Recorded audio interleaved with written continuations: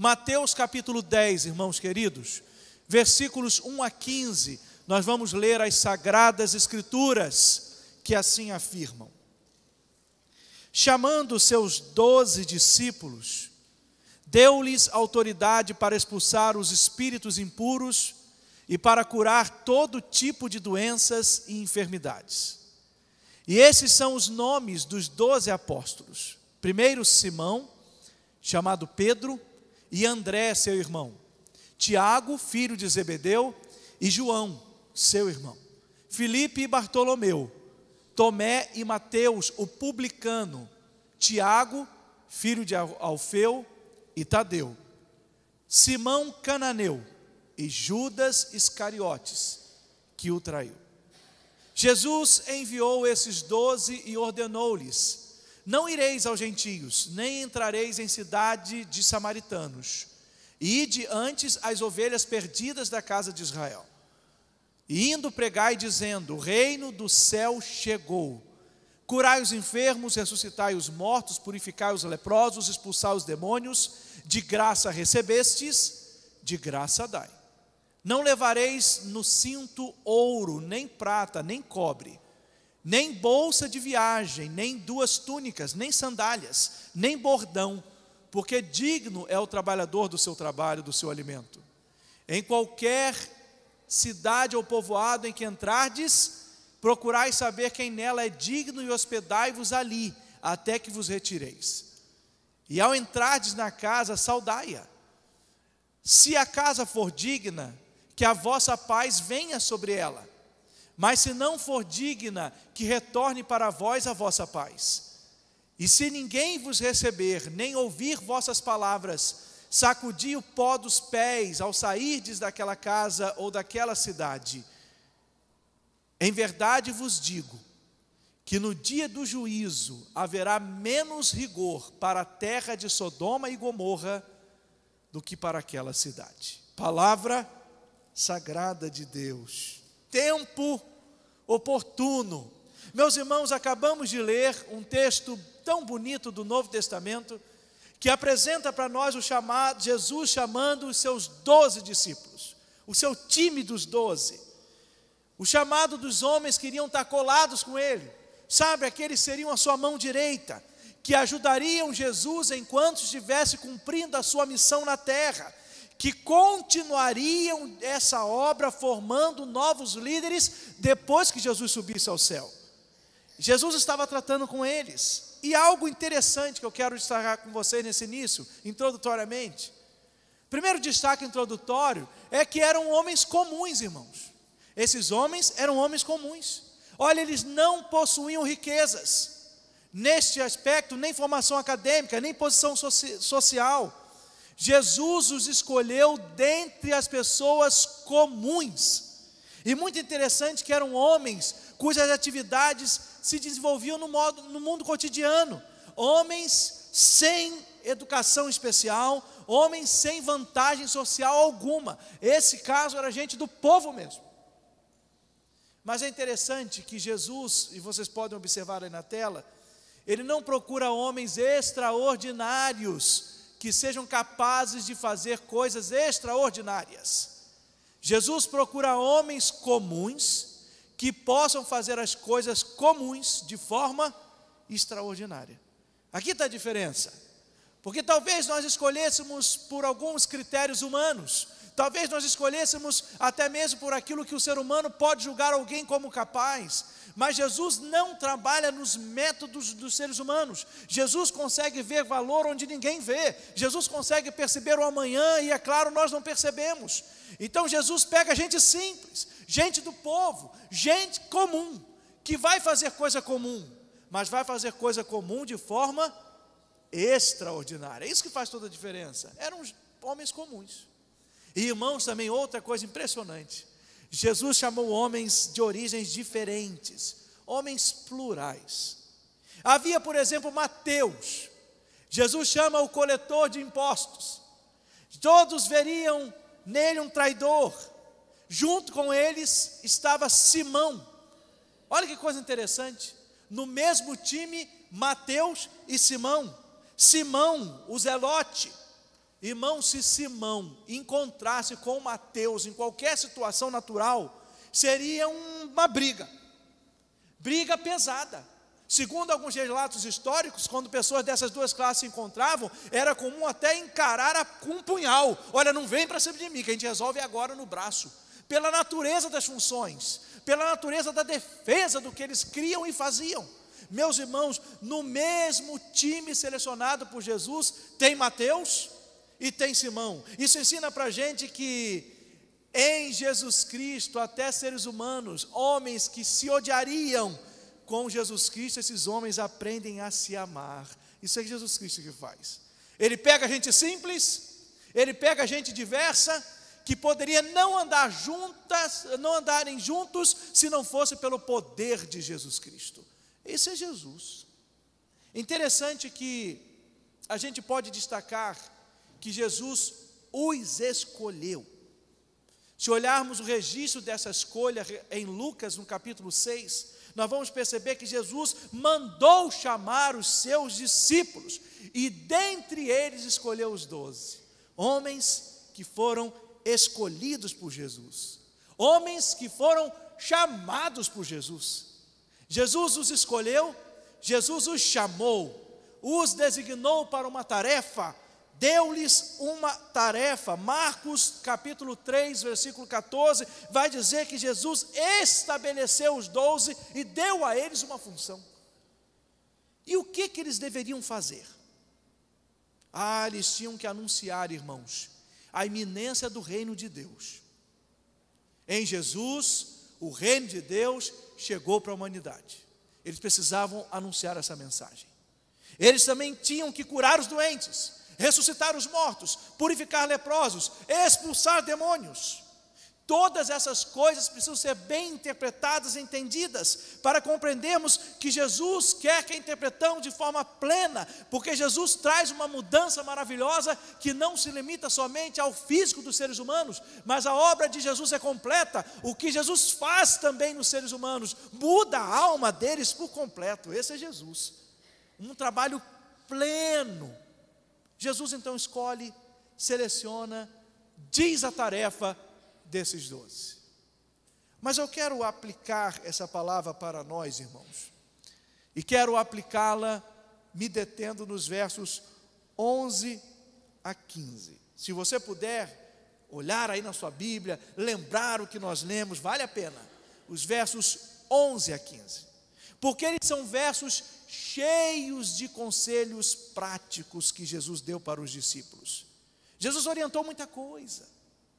Jesus disse para eles que quando eles entrarem numa cidade, por exemplo, que eles deveriam procurar se hospedar numa casa, e que eles deveriam ficar nessa casa o tempo todo, até terminar a sua tarefa, mas que eles deveriam ser cuidadosos. Antes de entrar nessa casa, vejam se é uma casa digna, vejam se nessa casa não paira sobre ela a má reputação, porque não poderiam ser eles identificados com ninguém que pudesse ser um atrapalho à tarefa que eles estavam realizando ali. Então procure saber como é que é essa casa. É uma casa digna? Quem mora aí? Quem está nessa casa? Saiba com quem você está lidando. E chegando nessa casa, não sai dela até o final da sua estadia, não. Só sai dessa casa se você for para outra cidade. Fique nela. É muito interessante observar essa preocupação de Jesus, porque ele estava orientando aos discípulos a exercerem uma profunda cortesia com quem recebesse. Te recebeu, fica com ele. É claro que eles chegavam num lugar, irmãos, e você imagina, de repente, eles chegaram numa casa e ficaram numa boa casa, mas numa casa de uma condição bem simples, e que oferecia a eles uma comida muito simples, e de repente os discípulos estavam dando um pulinho e ganharam alguém para Jesus. E descobriram que essa pessoa que ganhou tem uma casa um pouquinho mais confortável, a casa maior, e que a geladeira deles, se tivesse, é uma geladeira mais cheia. Nossa, na outra casa é muito bom, a comida é gostosinha, tem aquele ovinho frito delicioso em cima de um arroz quentinho. Rapaz, mas alguém que se converteu, fulano se converteu, come uma picanhazinha. Olha, na casa dele é maravilha, tem uma cama, um quarto só para mim. E aí imagina dizendo assim: fulano, muito obrigado, você me atendeu muito bem. E aí mudasse para outra casa. Imagina que coisa que iria atrapalhar a progressão da mensagem e o testemunho. Não pode fazer isso. Se uma casa recebeu vocês bem, fique nessa casa até o final, para mostrar que vocês não estão cortejando pessoas por interesse. Vocês estão cortejando pessoas, tratando bem, porque vocês querem que a mensagem do Evangelho chegue ao coração delas. Entrou, fique até o final. Não serão movidos ao luxo, serão movidos àquilo que vocês receberem de coração aberto de pessoas dignas. Olha como é que Jesus é preocupado, olha como Jesus é sábio. E irmãos, ele dá algumas orientações, são muitas verdades, mas eu creio que 3 delas podem ser para nós fundamentais, para a gente entender um pouquinho sobre tempo oportuno. A primeira delas, primeiro destaque: Jesus não está dizendo nesse texto, irmãos, que certas pessoas deveriam ser abandonadas, como se estivessem fora do alcance da mensagem do Evangelho e da graça. Não é isso não. Jesus não está tratando, dizendo: olha, dê prioridade a essas, porque as outras não servem.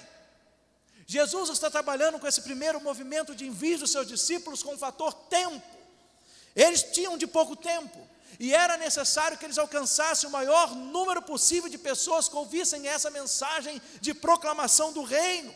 Ele precisava avançar, e nesse primeiro momento, Jesus não gostaria que os seus discípulos perdessem tempo com pessoas polêmicas, ou tentar ganhar nesse primeiro momento os teimosos. Esse primeiro momento não é para isso. Esse momento é que vocês continuem difundindo a mensagem inicial de que o reino de Deus chegou. Não percam tempo, vão com foco.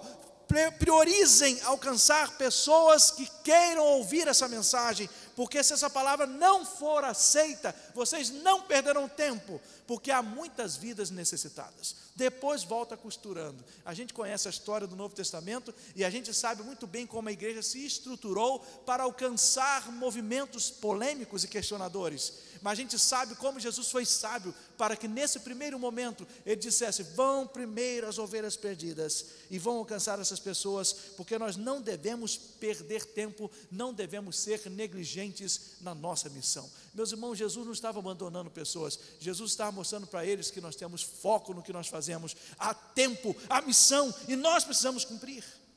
Vai nessas pessoas primeiro.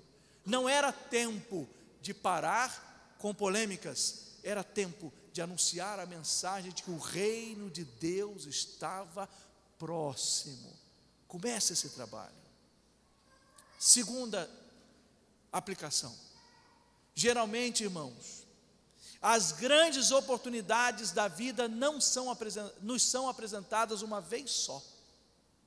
Se não aproveitarmos, podemos perdê-las em definitivo.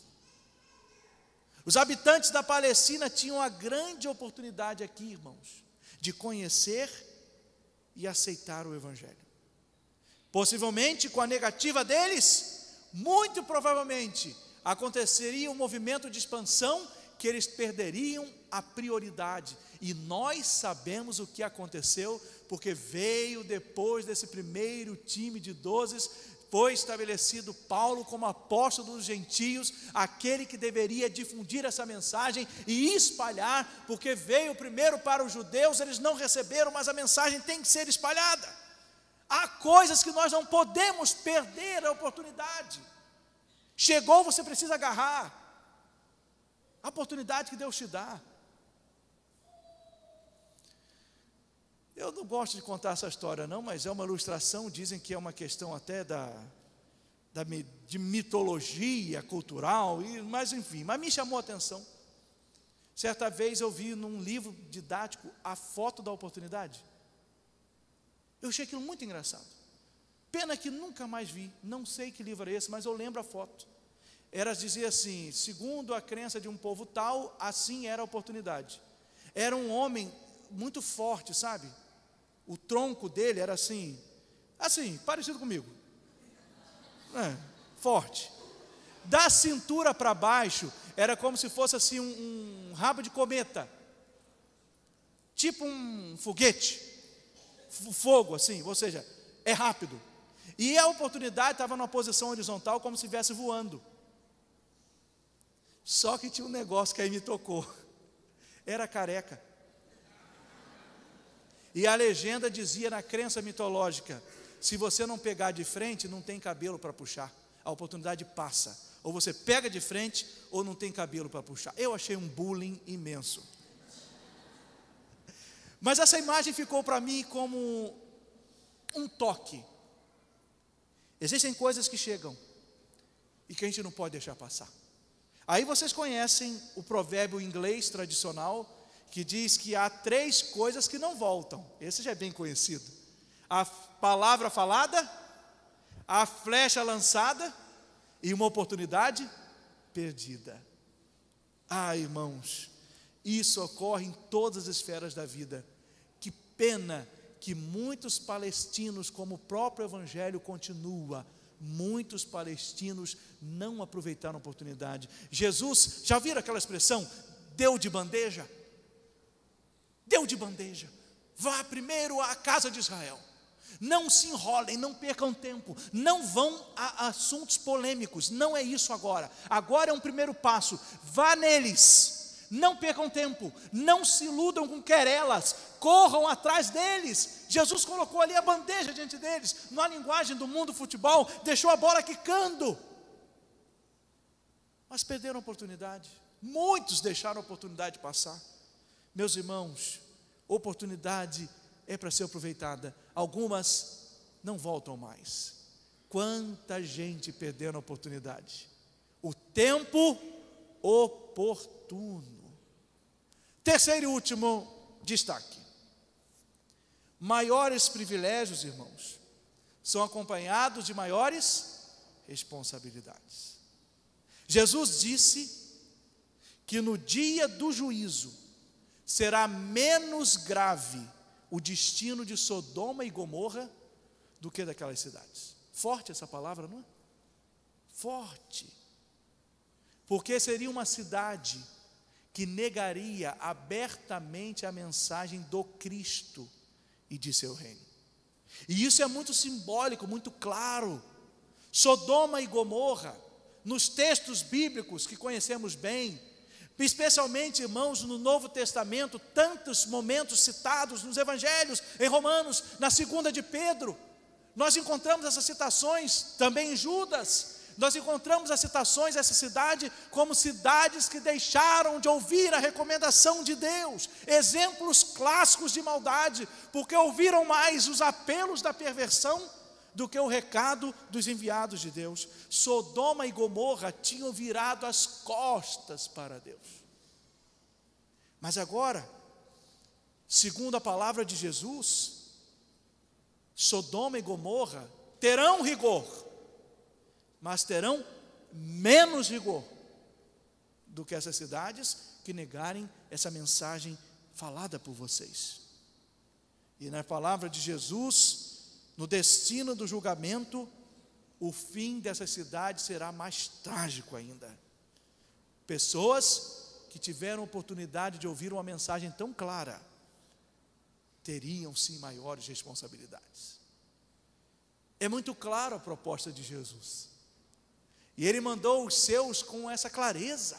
Vocês vão chegar, vocês vão anunciar, vocês vão dizer. Não querem, vocês vão sair. Não receberam, essa paz vai voltar. Não desejaram dar crédito a essa palavra, deixem essa casa. E conforme uma cultura que eles entendiam muito bem, e que significava muito, sacudir a poeira dos pés, e sigam o caminho, porque a oportunidade foi rejeitada. Meus irmãos, quanto privilégio chega a nós, por ouvirmos a palavra de Deus. O tempo oportuno. Ainda bem que no conjunto da revelação bíblica, ainda bem que diante da palavra de Deus, a gente consegue pegar desde os profetas a recomendação, para a gente dar lugar ao Senhor, aproveitar que é tempo, invocar enquanto está perto, é momento. Deus é longânimo, rico em perdoar, Ele tem prazer na misericórdia, mas Jesus não mente, e nunca olvidou nenhuma dessa verdade bíblica, porque ele é a verdade. Mas ele deixou com tanta clareza e com tanta firmeza: prega, anunciem, não percam tempo, sejam certeiros na comunicação da mensagem. Receberam? Receberam. Não receberam? Avancem, porque a responsabilidade da negação não fica sobre quem comunica, a responsabilidade da negação fica sobre quem conhece a verdade e não a quer. Isso é uma liberdade, mas que lembra que há uma responsabilidade. É tempo oportuno. E o que nós estamos fazendo, irmãos, com o tempo que Deus põe para nós? Toda decisão gera uma consequência. E é muito interessante. É curioso. A gente não consegue explicar, mas há pessoas que negam a Cristo e o seu amor. Certa vez, um menino procurou o seu pastor porque ele teve um sonho. E ele disse: pastor, tive um sonho. O que houve, meu filho? Eu sonhei que eu estava andando em cima de um muro. E no momento que eu estava andando em cima do muro, que eu passei, eu olhei para um lado e vi o inferno, pastor. O diabo, todo mundo. Eu vi, pastor, no meu sonho eu vi. Quietinho, olhando só para mim, sereno, muito sereno. Mas eu continuei, pastor, eu continuei. E quando olhei para o outro lado, eu vi o céu, pastor. Eu vi Jesus, eu vi os anjos. E eles chamavam tanto, me chamavam tanto, me chamavam tanto. Ah, pastor, Jesus me chama. Mas por que o diabo estava quieto e o pastor não perdeu tempo? Sabe por quê, meu filho? Porque quem está em cima do muro já está do lado dele. Quem está em cima do muro já está do lado dele. Aí ele fica quieto. É melhor para ele uma pessoa em cima do muro do que definida estar com Jesus. Mas Jesus estava dizendo: vem para o meu lado, porque em cima do muro não está resolvido. Quase não resolveu. Ah, eu tive na igreja, eu quase entreguei minha vida a Jesus. Quase não resolve. Quase é oportunidade perdida. Agora, quando eu digo, eu ouvi a mensagem de Deus, eu ouvi o chamado de Deus, e eu dei crédito, eu entreguei a minha vida, eu tomei uma posição. Coisa linda isso. Você entregou a sua vida a Jesus, e você o recebeu como seu Senhor e Salvador pessoal. Eu creio muito no amor de Deus. Nossa, o amor de Deus é que nos move. E coisa linda é saber que nós temos um Deus que ama tanto, que Ele concede oportunidades. Mas eu preciso ser verdadeiro, sincero, honesto, e isso é por amor. Creia, isso é por amor. Eu preciso te alertar que pode chegar um momento em que a oportunidade seja oportunidade passada e não volte. Mas hoje é oportunidade. Hoje é noite de festa. Hoje é tempo de alegria. É tempo oportuno, é tempo de oportunidade, é momento de você dizer: Jesus, eu estou aqui, a mensagem chegou a mim, eu vou me entregar, a mensagem chegou ao meu coração, eu vou tomar uma decisão, eu quero entregar a minha vida a Jesus, eu quero recebê-lo como meu Senhor e Salvador pessoal. Sabe por quê? Para a salvação não basta só, por exemplo, frequentar cultos, não é verdade, irmãos? Olha, não basta. Para a nossa salvação é preciso tomar uma atitude e entregar a vida a Jesus e recebê-lo como Senhor e Salvador pessoal. Olha que coisa linda. Aí você sai com um pacote completo. Sabe? Agora tem sido muito vendida promoções. E as empresas fazem muito isso. Vendem um combo. Não vendem um combo? Olha, você tem um combo de internet, telefone e TV. E você diz: pega o combo, sai mais barato. Meus irmãos, essa coisa de combo não é o comércio que inventa, não. Combo bom quem inventou foi na eternidade o nosso Deus. Olha o combo de quem tem Jesus e o aceita. Vive bem nessa vida e já se prepara porque vai viver bem na eternidade.